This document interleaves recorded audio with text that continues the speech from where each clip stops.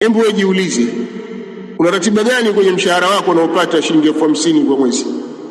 Dini umeipangia shilingi ngapi? Nasema bado sijapanga. Haya, una masaa 12 wewe ya mchana kweupe, kuanzia alfajiri baada ya swala mpaka magharibi inaingia usiku. Tukuachie huo muda wa masaa 12 mengine ya kulala. Haya masaa 12 ya dini umeyaweka mangapi? Weka hiyo ratiba bado pia. Una ratiba gani wewe na dini yako? Mimi sina kipato maalum, mimi nina kibarua tu.